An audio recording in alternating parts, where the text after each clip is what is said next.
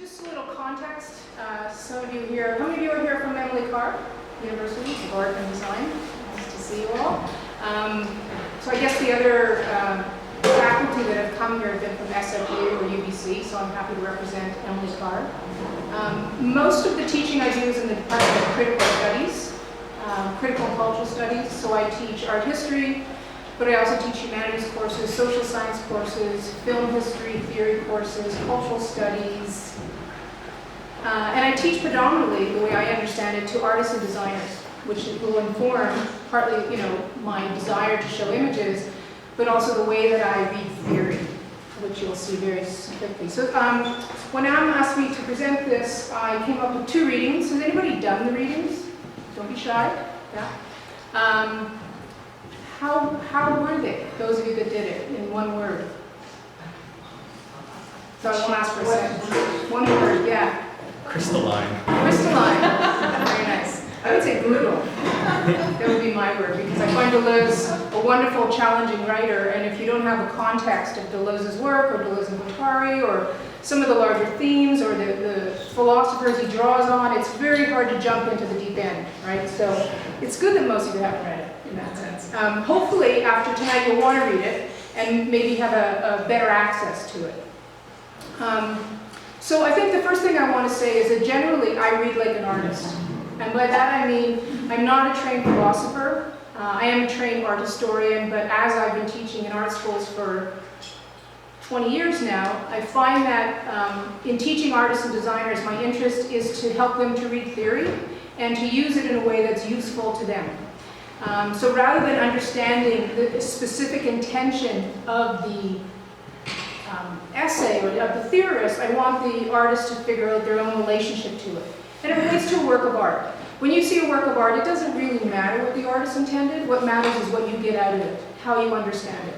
So this idea of reading like an artist, I borrow from Brian Masumi, who has translated quite a bit of Deleuze and Guattari. He wrote the important thing he did was a kind of user's guide to capitalism and schizophrenia, one of Deleuze and Guattari's books. And I remember reading that and getting very excited, this idea of reading like an artist. So I present that to you here, that I too read like an artist. And for me, this reading is just one facet of the larger idea of the crystal metaphor. So although I will be talking about Deleuze and Guattari, most of you will be happy to know it's broader than that. So this idea of the crystal metaphor is something that I'm exploring right now. It's kind of new. I can sort of talk in the Q&A about why I'm looking at crystals now. But it's relatively new. And the idea of the crystal world it's on the one hand, it refers to a book of fiction by J.G. Ballard called The Crystal World. I also like the idea of like a crystal mundi instead of an axis mundi, this kind of axis point that sort of collects all these ideas. So I'm giving you this title here, Crystal Worlds, Between a Virtual and a Hard Place, Take 2. And the reason why it's Take 2 is that 2 weeks ago I gave a talk at UBC in a visual arts seminar, and I called that one Take 1. So I did the first version of this talk, and today is the second version, Take 2, and I'm going to be doing another one at the Contemporary Art Gallery on April 23rd, and that one will be Take 3. And the idea there for me is that I get to keep working on it, and it keeps changing, and obviously the context informs what can be done. And also, as you move deeper into it, I think my facility and my ease with these ideas sort of fleshes out more. So this is Take 2. So in my title, the virtual refers to abstract time, memory, and becoming. That's the virtual part. While the hard place points to both the materiality of crystals and also the difficulty of Deleuzean thought. So I'm sort of playing with it. I have to sort of make it light for myself because a lot of this is quite heavy. So there are 2 readings that I assigned. One of them was Gilles Deleuze, a chapter from his book Cinema 2, The Time Image, and that chapter is called The Crystals of Time. This is more than a philosophy of cinema. Certainly Deleuze writes a lot about cinema in this chapter, but it's more than a philosophy of cinema. It's how cinema and crystals might offer us a philosophy of the subject and the object, and perhaps the indiscernibility of the two. So the crystals of time can be read as a way to read film, but I'm suggesting it's a way to read the world. And it's a way to really think about subjectivity and objectivity and to problematize it. And also this idea of take two, take three. It's like there are many iterations of the talk in the same way there are many facets to the crystal. So the other thing I wanted to do was to read to you, just now that I'm inside the talk, a quote from Roland Barthes, The Pleasure of the Text. And I wanted to read it because I'm reading this while I'm reading about Deleuze and lots of other things, and it struck me, so I wanted to read it to you today, and it relates to the approach that I take. So the way that Barthes describes it is, quote, imagine someone who abolishes within himself all barriers, all classes, all exclusions, not by syncretism, but by simple discard of that old specter, logical contradiction, who mixes every language, even those said to be incompatible, who silently accepts every charge of illogicality, of incongruity, who remains passive in the face of Socratic irony, leading the interlocutor to the supreme disgrace, self-contradiction, and legal terrorism. How much penal evidence is based on a psychology of consistency? Such a man, or woman, would be the mockery of our society, court, school, asylum, polite conversation would cast him out. Who endures contradiction without shame? Now this anti-hero exists. She is the reader of the text at the moment she takes her pleasure. So I guess I wanted to read that to you for this kind of intermingling of languages, and also that this is about pleasure for me. This is about, I hope, pleasure for you. Obviously you're here because you want to be here. And there's this pleasure in the text, partly in what the author intended, but the pleasure in trying to find the space between the two. Further on in this, Barthes talks about, does the text make demands on me?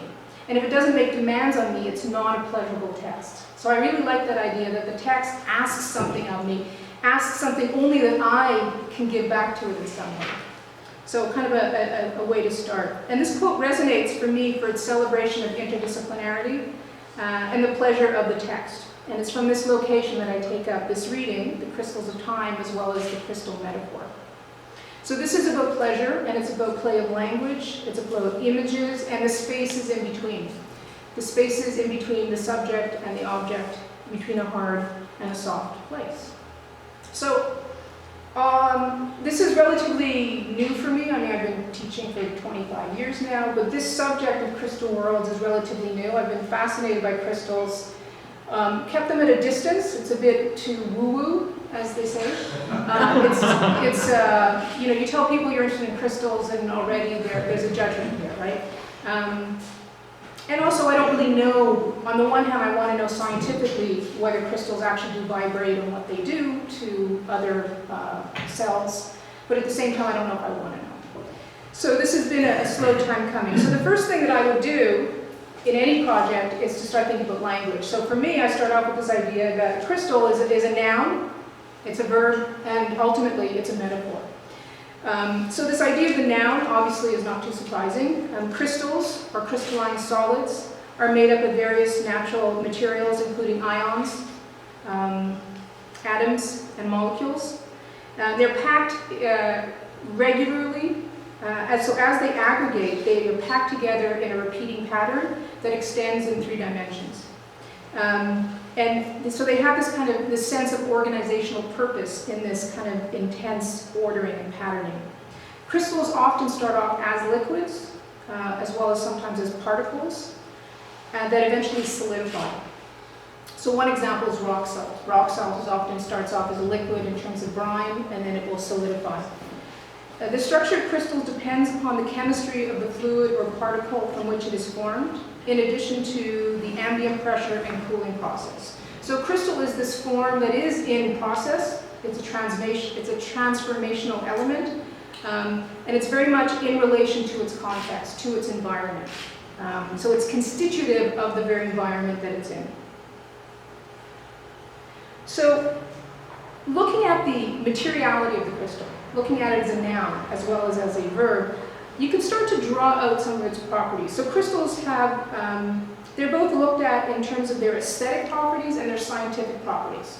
So I'm just sort of laying it out really slowly for myself and for you to sort of find our way in. So that's one thing we know. There's been a long history of this fascination of them as aesthetic objects as well as scientific objects. We know, obviously crystals have many sides. Apparently most crystals have 5 to 6 sides, although they can have more. So they have many sides or facets. They refract light, so they do something to light. I didn't want to bring in too many crystals because, like I say, too woo-woo. But this one here, this is called Optical Calcite. And I just bought it recently. I was in San Francisco and I went to the shop that I always check out, and for some reason this one spoke to me. And then I came back to Vancouver, and a friend of mine sent me an email saying that there was an article, both in the Archaeology Journal and on the CBC, that they found examples of optical calcite on this ship that had sunk in the Atlantic. It was a Viking ship. The theory is that the Vikings and other people subsequently have used optical calcite as a navigational tool on ships. So there's some, I don't know how it's done, but there's something about it that refracts light or does something to the light that comes in and allows you to navigate a ship, which is quite fascinating. So something else we know that it refracts light. And if I were to take this further, I would want to spend a lot of time. I hope none of you are here specifically because you want to hear about refraction, because I'm not talking about refraction tonight. I would love to, but there's far too much to cover. So I'm thinking maybe I need to teach a course on this. They refract light. They can be transparent or opaque. It depends on the actual molecules that come together as well as the pressure. I like to think of them as a compression of geological time. So to me this is like a timepiece.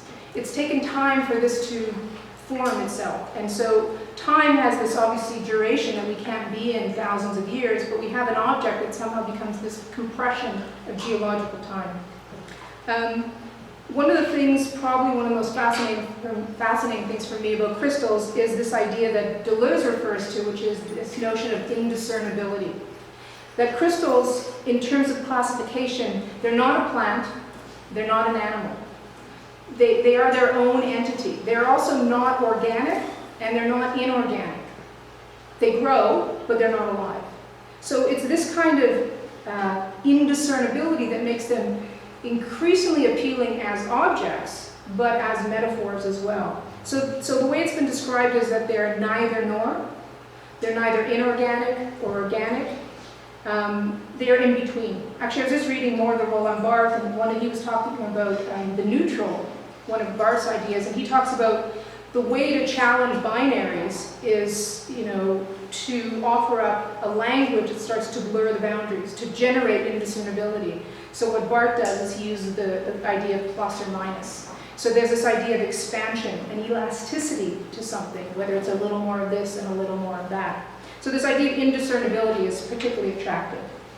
The other thing about crystals is they're always forming and transforming. They're always in process. They're growing, maybe not in an organic sense, but they are growing nonetheless. And they are responsive to and constitutive of environmental factors. So whether it's temperature or other chemicals and molecules, a crystal will alter depending on the environmental factors. And they vibrate at high frequencies, other than we know about crystals. So crystals are eminently visualizable. They can be represented in all kinds of ways. According to Donna Haraway, she suggests that crystals are a fertile metaphor. So I'm taking my cue from various writers who take up the idea of crystals in interesting ways. So we are between a virtual and a hard place. We are between places. We are in this realm of the indiscernible. In one of the other readings that I suggested for today, so there was the Deleuze, very difficult, very wonderful, and the other one was by Mark Cheatham, which is an art historical essay on crystals. And in it, he discusses how crystals are the interface, a zone of exchange between the visual arts and the sciences. So he takes up the idea of the crystal as this kind of interface or zone of exchange. He also says that they are indexical of existential questions between life and death. So the crystal is both this material entity, but also this metaphor for larger processes. The word crystal comes from the ancient Greek. Originally it meant ice and rock simultaneously. Again, this idea of two things, indiscernible. They have been studied by Archimedes, Plato, Aristotle in the early Greek period, also Johann Kepler and René Descartes, among others. So lots of people have been looking at the crystal. I feel like my work is only begun here. It's been an object of fascination for most civilizations because of its symmetry and its beauty and how it refracts light used in navigation and its supposed healing properties. So while all objects have natural frequencies and vibrations, so every cell vibrates, every atom vibrates, but crystals, in particular quartz crystals, are believed to harness that energy in unusual ways. And we see this, how crystals are used in radios and cell phones and computers and in art as well. So there's a lot to work with. Can you read that? Barely. So crystals are a verb, they're also a noun. So this idea of indiscernibility is picking up steam, right? So in terms of a verb, it's this notion of crystallization, a process to crystallize. And the dictionary gives us two definitions: to cause to form crystals or assume a crystalline structure, and to give a definite, precise, and usually permanent form, crystallized ideas. So there's lots of different ways that things crystallize, but what makes crystals in particular interesting is how they can figure in a highly ordered and definite pattern that have a geometry to them in a repeated relationship. So this idea of crystalline, I mean, I don't even know if this is a very good image of it. I found it, I thought it was interesting. But just to kind of visualize for you this idea of, there's a kind of order to them, but there's also an efficiency. There's very little space between each molecule in some way. So you probably can't see this very well, but I wanted to bring it in anyway. This is in Mexico, and it is a crystal cave. So you can see here, these are figures, right? You can sort of see the scale and relationship. And they're also wearing they're wearing masks because this is a cave that it's far too hot to actually be in and breathe with just human lungs. So spending a little more time with this idea of the materiality of the crystal before we enter into the more abstract realm, I just wanted to look at something like this. So this is a cave that's 980 feet below the surface, and it contains selenite crystals that formed above a magma chamber. The magma underneath heated up the groundwater, which then became saturated with minerals. The hollow space inside the cave was then filled with natural minerals enriched water and remained dormant in the cave for 500,000 years. So it took 500,000 years for these crystals to form, and each one is probably like the length of this gallery. Quite, the scale of it is quite wonderful. So it takes a long time, often, for crystals to form, depending on the minerals that are taking shape. So some take thousands of years, some take millions of years, and some, something like salt can actually form in a shorter amount of time. So you probably can't see this very well, but this is from 221 BC, and it's a Chinese rock crystal carved vase from the Qing dynasty, which I just saw recently. I was in San Francisco, and crystals are everywhere when you start to look, and I saw this at the Asian Art Museum in San Francisco, and it's it's about this big. It's not very large, but it's carved.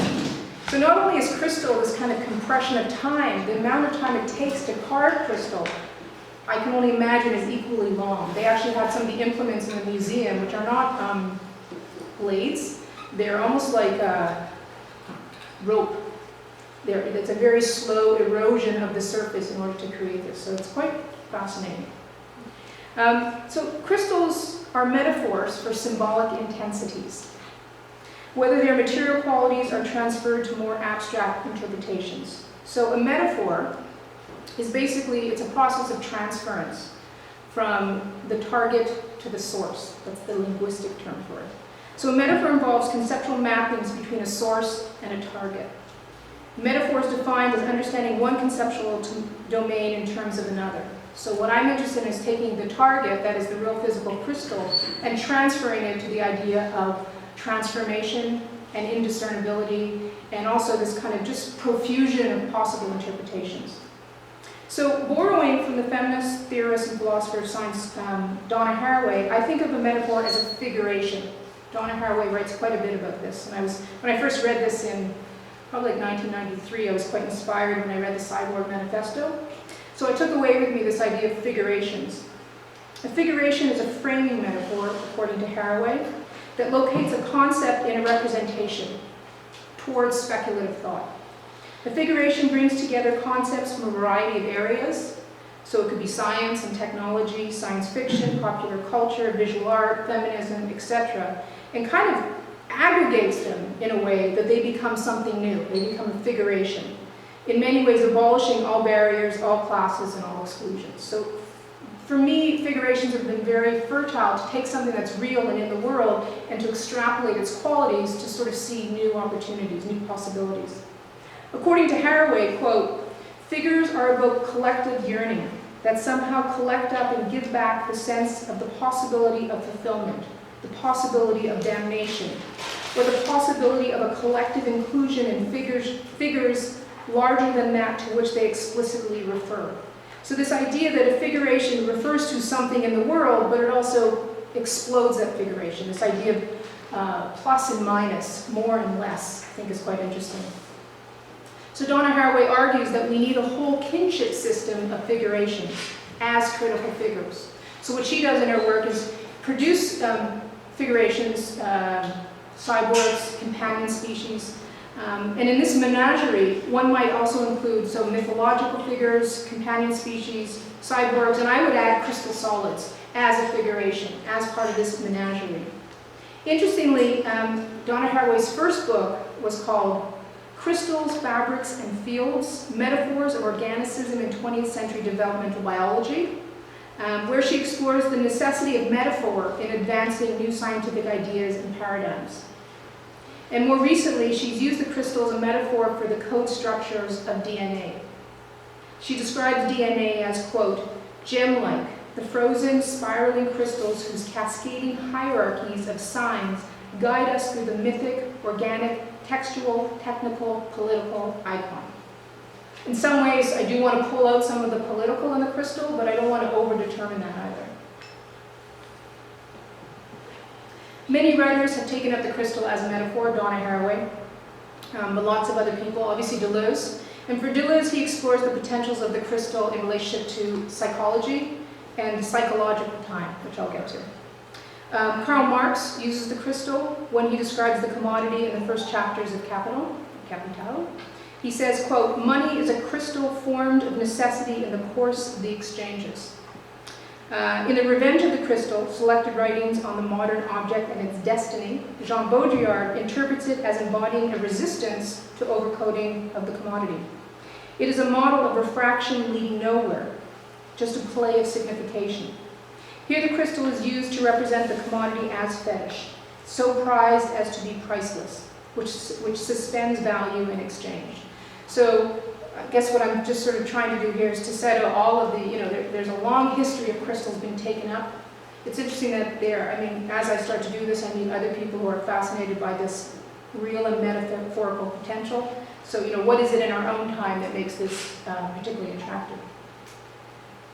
And this quote here by David Tay sort of describes, in a nutshell kind of thing, in a crystallized form, quote, "The crystal is a sort of spectacular form of the object.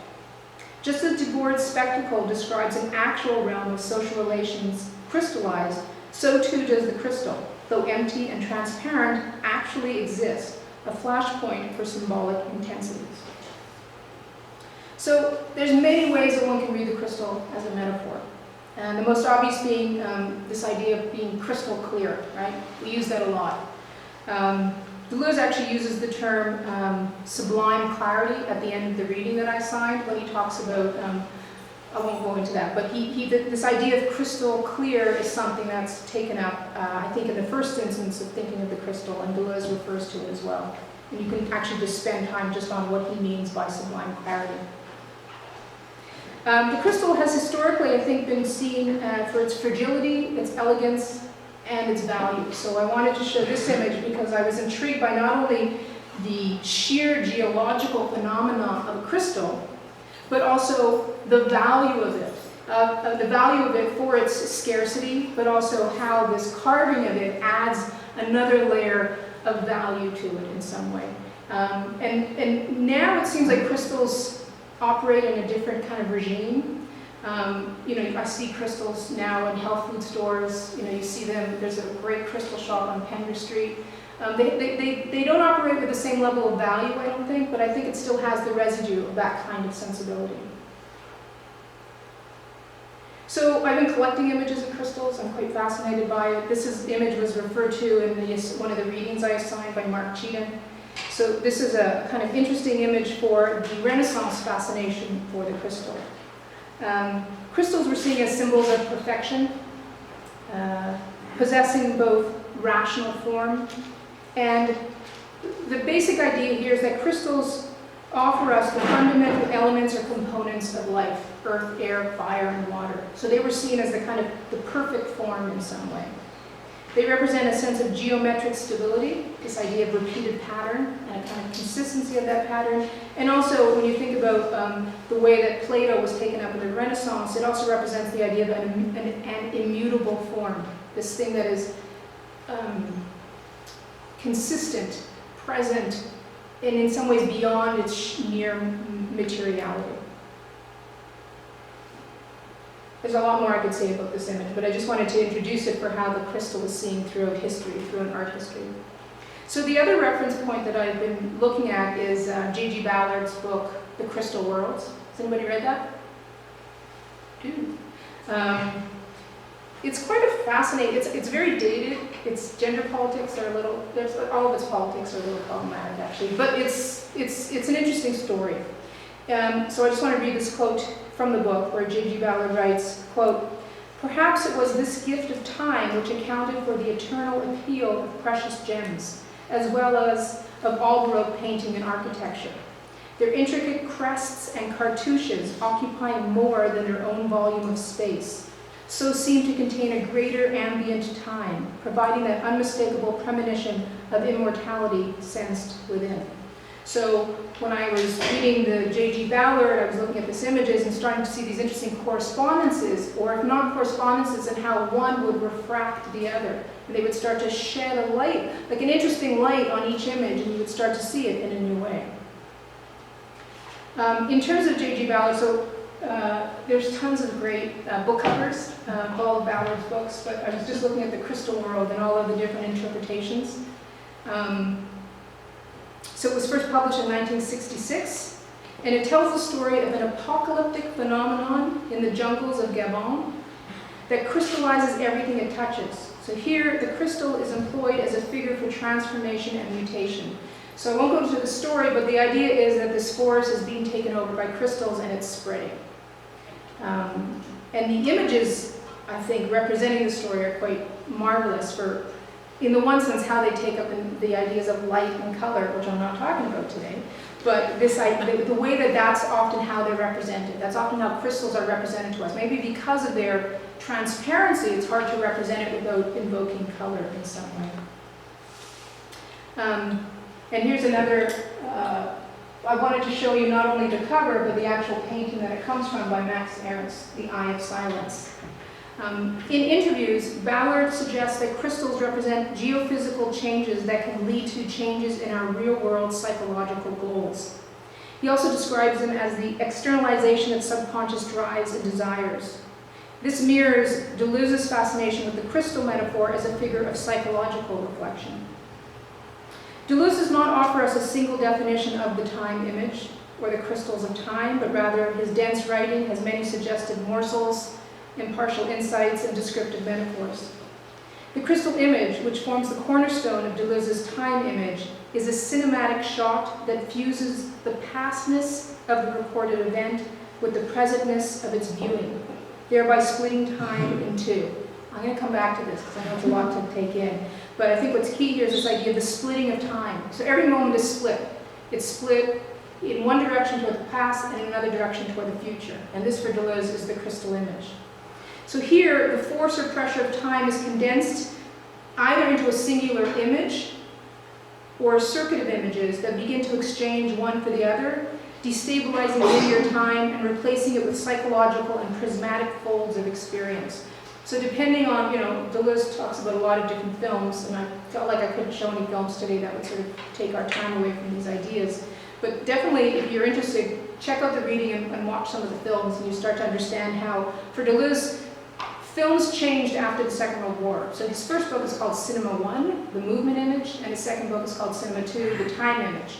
And the reason why he writes this is because he feels that everything changes or he uses the Second World War as that point when things start to change in storytelling, and cinema starts to change. It becomes more fragmented, it becomes less unified. So these films become a reflection of a new space-time that is endured after the Second World War. I came across this recently. It's a work of art by an artist named Supoon Ang, A-N-G. And I wanted to sort of look at it while talking about this notion of indiscernibility. So this idea of whether crystals are organic or inorganic, and where they reside in terms of classification of life forms and elements is particularly interesting to me. So here you have an artist who's managed to take an organic entity such as bread and fuse it or grow crystals off of that bread. I don't know how she does it, but she's done it many, many times in many different styles of bread. I'm sure there's a theory about whether rye works better than sourdough. But I find these images quite interesting because for me they represent this idea of indiscernibility. I'm sure there's other ways we can take it up, but that's what's fascinating me here. So this idea that crystals are described as neither nor, hovering between taxonomies, is particularly interesting, that they live between worlds. Maybe they don't live between worlds, maybe we just don't have a category yet for that space between what we currently know of as organic and inorganic. Maybe it's just too simplistic a model that we've been working with. So in his essay, The Crystal Interface in Contemporary Art, Metaphors of the Organic and Inorganic, this is the other reading I suggested, which you can access on the VISR website. Mark Cheatham describes this neither nor status as a sign of natural anxieties that are worked out in visual culture. So I found that interesting too. Another trajectory that is worth pursuing is the ways in which crystals are used to somehow capture this sense of anxiety. In this case, this anxiety about materiality and what form it's taking. The crystal image is the indivisible unity of the virtual image and the actual image. So Deleuze talks quite a bit about the virtual and the actual. The actual is when you're watching a film and the film is in front of you, that's the actual. The virtual is where you go with the image in your own psychology. Do you go to an earlier memory of your own childhood? Do you go to an earlier memory of watching the film? Are you projecting what's going to happen next? All of that becomes the virtual. And that virtual and the actual, when they start to fuse or click or snap to grid, that's the crystal image for Deleuze. I make it sound so simple. So the virtual image is subjective, in the past and recollected. It's always somewhere in the temporal past, but always alive and ready to be recalled by an actual image. So the idea is that we all reside or inhabit or are occupied by the virtual. And it's always being accessed by our actual experiences in some way. So the crystal image always lives at this limit of indiscernibility between the actual and the virtual, between the past and the present. It fluctuates between the two, and sometimes it is marked by indiscernible spatial and temporal links between shots. So again, another thing that I would take up if I had more time is to actually talk about cinema and to talk about how editing changes after the Second World War. And according to Deleuze, it changes so that you get two shots that don't create continuity, but it's a very lack of continuity that actually opens something up. And it creates this kind of aporia, an openness, some would say a mise en abîme, a kind of sense of endlessness, but something happens. So according to Deleuze, there's a kind of confusing mental and physical time that's produced by certain kinds of editing styles and certain kinds of compositions. I would argue there's also actual shots without the edit that actually can produce this crystal image. How am I doing? Any questions? Comments? Too fast, too slow? Great so far. Great so far. So all of this refers to this idea of the material indiscernibility of the crystal and the difficulty in their classification, that they are neither organic or inorganic, and the psychological implications that Deleuze draws out in the reading. So he really takes up, he doesn't really talk about crystals in the sense of, physical material entities. He just launches into the crystal image as this way of thinking about images and film post-World War II. So he's not doing what I just did, which is look at the material properties and start to take out of that metaphorical implications. which is interesting, but I think also, this is the little gap in my knowledge, is from what I understand, Deleuze and Guattari wrote about crystals in Capitalism and Schizophrenia, so they've already started to work out some of that. So that's some homework that I need to do, is go back and see how they first started thinking about crystals in order to know whether there was, a big leap that was happening here. So this in-between state captures how a crystal image is two things at once. It is the indivisible unity of the virtual image and the actual image. As Deleuze writes, it is a crystal image and not an organic image. He doesn't really take up what he means by that, but I thought that was interesting that he says that it's not an organic image, and I guess one way we can interpret it is it's not a clear narrative that's offered to us. It's not a humanistic image, let's say.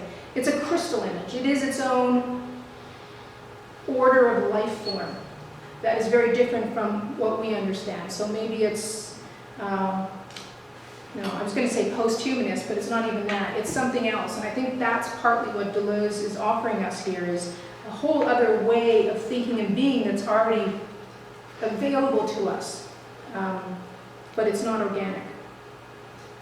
So the actual image is perhaps the real image before our eyes. It is the cinematic experience. I would argue that it's also the art object, the cultural artifact that's offered up to our gaze. So here I'm really, being very liberal with it. I think that one can take these ideas and start to not just watch films in different ways, but we can look at works of art in different ways. If we understand that the work in front of us is the actual image, and we possess the virtual, and together something happens. Like with any good art experience, is what you bring to it. So this idea of the subject and the object fusing, I think, is the way that I would sort of take it. So the virtual image is subjected in the past and recollected, ready to be recalled by an actual image. I like this idea that it's ready to be recalled, that our own data banks are always there to be accessed in some way. No matter how deep they are inside, you can be watching a film or having an aesthetic experience, I would argue going for a walk, eating a meal, and something happens. And something crystallizes between the actual and the virtual in some way. So the crystal image is at its core about indiscernibility, or perhaps as Barth would put it, it is a logical contradiction, where temporal experience is nonlinear.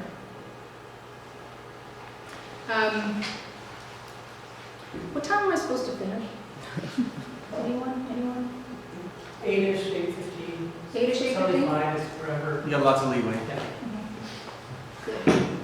I might have to speed up and slow down. So, according to Deleuze, the crystal image shapes time as a constant two-way mirror that splits the present in two directions. And one of the images he refers to is Lady from Shanghai by Orson Welles. So I wanted to read to you this quote from page 81 of the essay. I think it's the quote that really succinctly describes these ideas in an accessible way, so I just wanted to offer it to you here. This is Deleuze. What constitutes the crystal image is the most fundamental operation of time. Since the past is constituted not after the present that it was, but at the same time.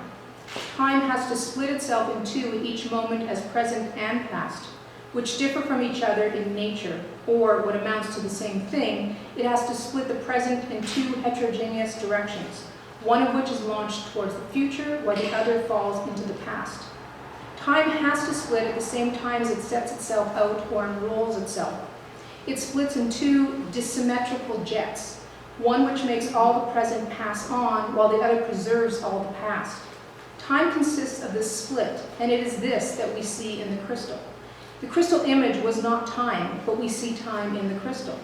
We see in the crystal the perpetual foundation of time, non-chronological time, chronos and not chronos. This is the powerful, non-organic life which grips the world. So interesting, thinking about organic and non-organic, and then seeing that word again, and hearing him talking about, this is the powerful non-organic, this is not an organic image. So he's really trying to open up something for us. So he evokes this, in the reading, he evokes the image of mirrors quite a bit, and this kind of palace of mirrors that's represented both in a single shot, but also in how it's edited. He describes The Lady from Shanghai by Orson Welles as the perfect crystal image, where the multiple mirrors have assumed the virtual and the actual forms of the two main characters. Depending on the film, clearly this takes different forms. The crystalline in film is often evoked in irrational cuts from one image to the next, or a false continuity that interrupts the normal linkage between two shots or sequences. What is significant is the disjunctive cut that gives us a vision of real time. It's interesting reading this because I've always been partial to films that didn't have a conventional narrative, conventional continuity, and I realize what I'm attracted to is films that sort of throw me back into the past and into the future simultaneously, and I think Deleuze is describing that. For Deleuze, the crystal denotes the trajectories of time condensed in a cinematic image. These kind of timelines that point forwards and backwards to the past and to virtual futures. It represents both the past as an image and the present as a viewing experience. I'll read you another quote from J.G. Ballard. For some reason, this is again from the crystal world, for some reason he felt less concerned to find a so-called scientific explanation for the phenomenon he had just seen. He had gone into the forest and everything was crystallized. The beauty of the spectacle had turned the keys of memory, and 1,000 images of childhood, forgotten for nearly 40 years, filled his mind, recalling the paradisal world where everything seemed illuminated by that prismatic light, described so exactly by Wordsworth in his recollections of childhood. The magical shore in front of him seemed to glow like that brief spring. So the crystal image is this kind of psychological time and cinematic time. And it's also informed by time compression and time expansion, what Deleuze calls crystal circuits. So what I want to do now with the rest of my time is to show you some works of art that I'm sort of seeing through this filter, through this lens of the crystal. So the idea of the circuit seems particularly interesting. I'm going to, I think the next time I do this at the Contemporary Art Gallery on April 23rd, I'm going to talk about crystal circuits. So this is a bit of a dry run here. So this is a work of art by the artist Cutler. It's called Stephan's Room. I don't really know anything about the work, but I'm reading it through this crystal.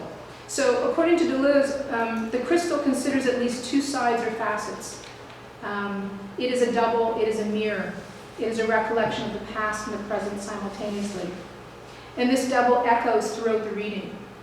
The circuit, according to Deleuze, is between the actual and the virtual, between the real and the imaginary, between the subject and the object, the seed and the environment.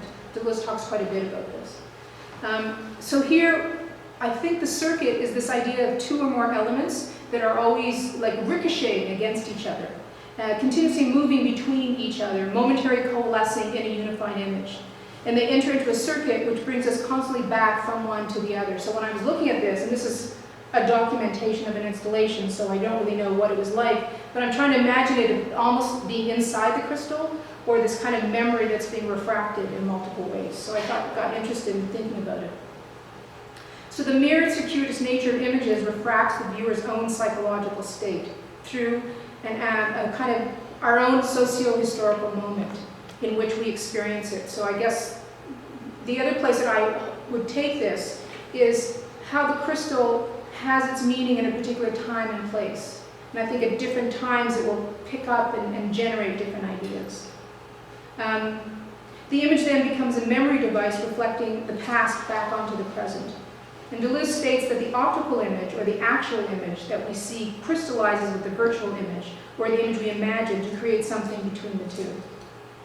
So perhaps the virtual image exists at a number of levels.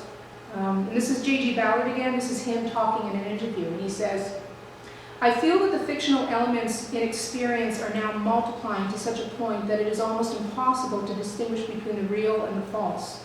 That one has many layers, many levels of experience going on at the same time. On one level, one might have the world of public events. On another level, the immediate personal environment, the rooms we occupy, the postures we assume. On a third level, the inner world of the mind. All these levels are, as far as I can see them, equally fictional, and it is where these levels interact that one gets the only kind of valid reality that exists nowadays. So in Ballard talking about his ideas about time and experience, it suggests the crystal to me. A couple more images for you. I was recently in New York and I saw this show at PS1 which was called The Crystal Worlds. I had to go see it. by Cyprian Ballard. Really interesting show. This particular work, it's hard to tell. I'll just sort of flip back and forth. So this is the installation, and each piece has 9 Polaroids that are assembled together in a diamond. And they sort of, each one is like a portrait of a place. So apparently over years, the artist has been taking these photographs. There are 900 Polaroids in the sequence. They're carefully arranged in a total of 100 different portraits. The 9 images within each arrangement become assertive, each one telling a story about landscapes and monuments, modernist buildings, and architectural utopias. And interestingly, I was talking to my friend about this the other day, and how I was, really enjoyed this piece, and also how he managed to take every photograph on just the right angle with his Polaroid camera, and then they resolved into, he said it's all photoshopped. So the thing here that makes it intriguing is, as a Polaroid, we think it's real, we think it's actual, but it's actually virtual. So the cycle simultaneously navigates modernist realities of decay, destruction, and devastation. According to the press release for this show, the crystal world presents a world that may be crystalline in its fragility, but is rough, rocky, and decrepit, populated by random human gestures and the survival of things past. And I like this particular line. In his work, Ballard raises interesting questions about the ways in which the past is used to foreclose on the future. And so this is reminiscent of Deleuze's fascination with the fracturing and unity of different time dimensions. And I wanted to show you this. I just came across it. I'll read that to you. I realize you can. So when you start talking about crystals with people, everybody's got a crystal story. So a friend of mine was telling about this project in London. They're called Plastique Fantastique. And I'm trying to think if I can. I'll read it to you here. So this is from a graphic novel. And so there's like 5 of them, I think, and this might be the first one. I'm not sure. But I'll just read to you a little bit what it says here. The comic introduces Crystal, a former fashion model and trader prophet who grows a crystal geode for a head. Her teaching draws upon the ideas and work of Robert Smithson and Lee Barry. Crystal guides the formation and actions of Gorilla Plastique Fantastique before she crystallizes entirely and she becomes a mineral. And this is another work by the same artists. This was a group show, and this was their contribution to it. So they do these peculiar shrines, I guess. And this one here is a kind of homage to the crystal, so you can sort of see how it's installed there. And on the table, you've got these crystal drawings, as well as, it's not actually crystal, it's perspex, but it's meant to simulate crystal in some way. And they work a lot with diagrams. Diagrams of the future, or diagrams of energy, or vibrational forces, or things like that. So I wanted to show you these two. Someone just told me about them a few days ago, so I wanted to add them to the mix. This is Tricia Middleton, who used to live here. She's now in Montreal, so I wanted to, it seems to me, to evoke some of these ideas. Deleuze talks about the seed and its environment being in relation. He writes that a crystal is made with a seed which incorporates the environment and forces it to crystallize. Elsewhere he says, the little crystalline seed in the vast crystallizable universe, everything is included in the capacity for expansion of the collection constituted by the seed in the universe. This is where Deleuze is particularly elusive. The seed, what is the seed? The seed is an idea, its immanence, its potentiality, its becoming, it's all these things. But this idea of the seed is this thing that's kind of expandable and flexible and elusive. So is the seed an idea? Is it an alternate reality? Is it a new formation? And I think one of the things he suggests is the seed responds to its environment. So the same way that the crystal and its ions and minerals will form depending on the pressure and the other minerals in its vicinity, the idea is the seed too responds to its environment. So he's trying to make these links here. The seed represents the capacity for indefinite growth. It is a figure for immanence, where one image acts as a seed for further images. And the result is a proliferation of possible paths that the image can take. So I guess the work of art is like a seed, and each of us takes it in a different expansion or a different interpretation in some way. And this is another work by the same artist, which I think sort of suggests this idea of formation and mutation in some way. So for those of you that want to take this further, it's important to know that Deleuze borrows a lot of his ideas from the 20th century philosopher Henri Bergson, or Henri Bergson, and his ideas on duration and non-chronological time. In each moment that we inhabit in the present, there exists for Bergson a split between a present that passes and a past which is preserved. Here's Bergson from his book, Time and Free Will, where he says, quote, "Pure duration is the form taken by the succession of our inner states of consciousness when our self lets itself live, when it abstains from establishing a separation between the present state and anterior states." And I found this description on this guy named John Feinberg's blog, and he writes, "The implication of this for thinking should, I hope, be relatively clear.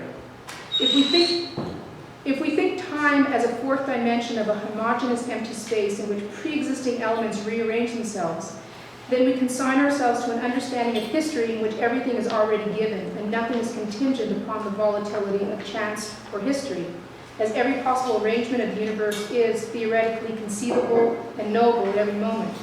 And it is only the frailty of the human mind that prevents us from knowing all of these arrangements simultaneously.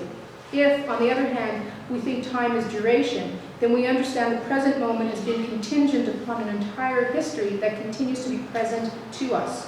Each moment expresses change not as merely change of position, but as a creation of form that is only possible given the specific contingencies of history and chance."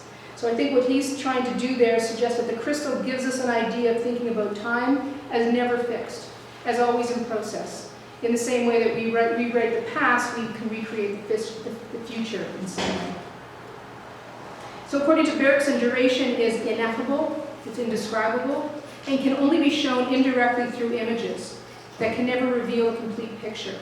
It can only be grasped through simple intuition of the imagination. So it's interesting that Deleuze takes up film or cinema as a way to intimate the ineffable in some way. And I think that's perhaps what's so fascinating about contemporary art or art history in general, is that it's trying to intimate this ineffable in some way.